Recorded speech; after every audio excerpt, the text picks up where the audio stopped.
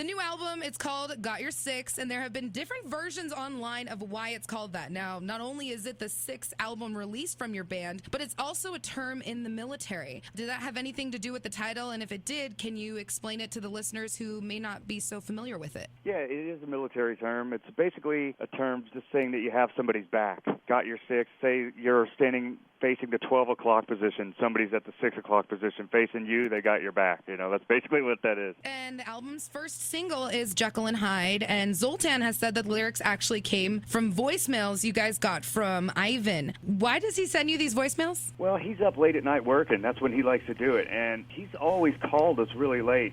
He kind of, burnt out that privilege with me early on. I'd yell at him, "Don't call me late anymore." I turn my phone off now. But Jason's like, "Dude, I don't care. I'll just leave my phone on and you can leave a voicemail." So, there are a million ways to capture yourself recording. You can do a voice memo yourself on your phone. You can get a digital recorder. But Ivan's such a caveman.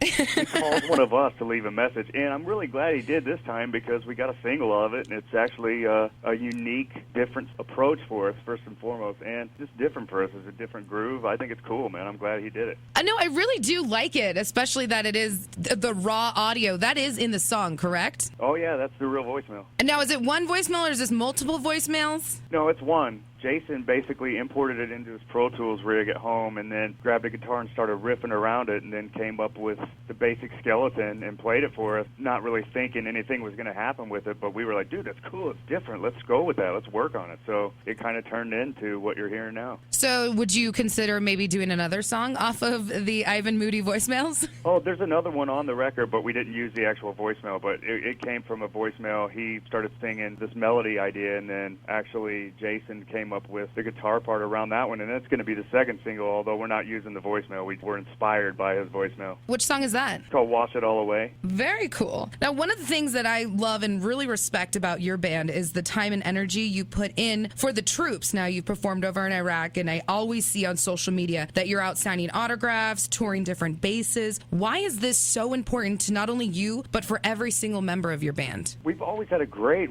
relationship with the guys in the military.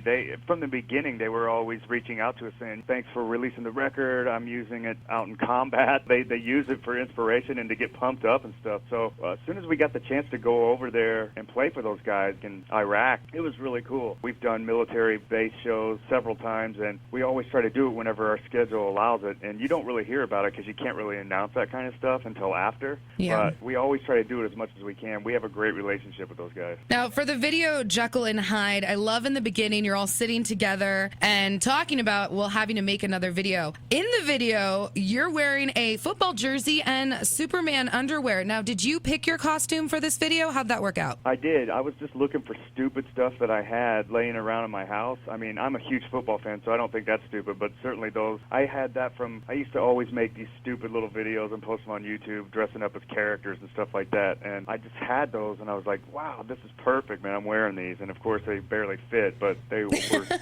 It was fun to look at. I thought it was terrifying and fun at the same time. So is it safe to say that Superman's your favorite superhero? You know what? No, I think I like the Hulk better just because he smashes people, smashes stuff. But I don't really sell Hulk underpants that I saw. So.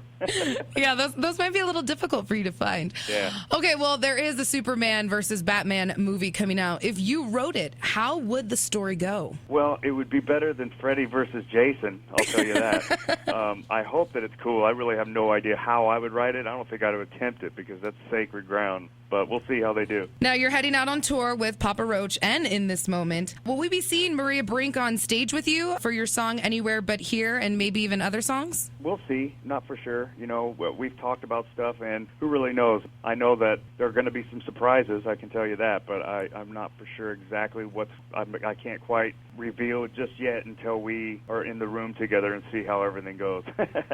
You're known as the prankster of the band. Have you had the opportunity to do any good pranks on your bandmates or other bands lately? Not lately, but the tour is going to be kicking off next Friday. So now that I'll have the press stuff taken care of with the setup of the record and the tour and pre-production over with, I'll have some time to make those videos and to pull some pranks. So I definitely will have something going on this tour for sure. Let's talk about your ink. You have tons of tattoos on your body. How many do you actually have? I really really don't know because they're all tied together. I have several hours of work, though, and I really don't even know how many I have, but it's all kind of one big blob now. Yeah, I was going to say, if we just go with the number one. Yeah, I'll just say I have one tattoo. Which, obviously you do have one, but you've gotten them done at different times. Which part of your body and your tattoos is your favorite and why? Every time I get a new tattoo, I think it's my favorite, man. But I don't know. My hands are kind of unique. That actually hurt really bad, though. You can see, like, the skeleton outline, like the skin's been torn away.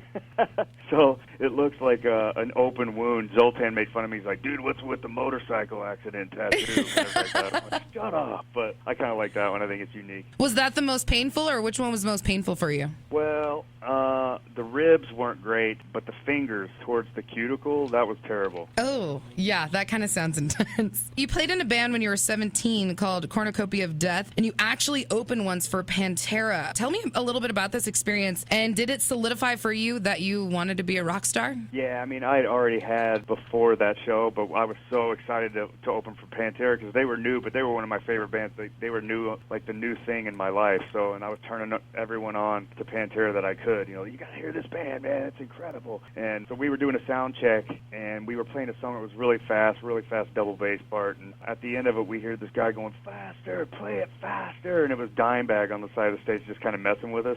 So we gave him one of our band T-shirts, and he's like, I'll totally wear it, man. And I looked in the Metal Maniacs magazine a couple months later, and he was wearing our shirt in the magazine. So I thought that was really cool at like 17 years old. Oh, my. That is an amazing story, actually. I think for any 17-year-old or rock star at this point in their life. Yeah, it was cool. One thing I've noticed about your entire band, you're all super active and healthy. You see Chris in the gym doing CrossFit. Jason's already back in the gym after his shoulder surgery. I think Zoltan could basically kick my ass with like his pinky. When did this first start happening with you guys as a whole, and how important is it to you and the rest of the band to be in the best shape? It first started when we all turned 50. No, I'm just kidding.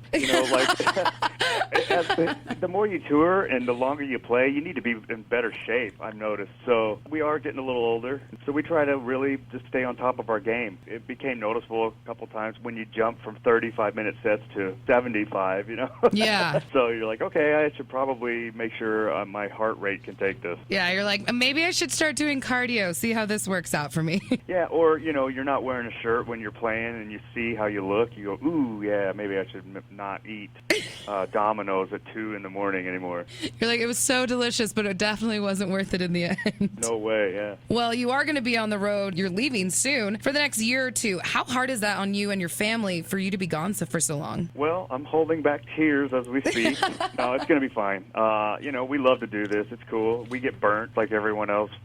Whatever you do, all the time gets old for a second, but you recharge and then you're back and happy. And it's been a while since we've done an arena tour. Well, I guess it hasn't been that long. What am I saying? But we're back. We're excited. We've been in record-making mode, so now it's time to switch back to live, which I love because it's instant energy exchange with the fans, and it's finally here next week. I'm excited. I just hope that our bodies can hold up and that everyone can survive the whole 2-year run.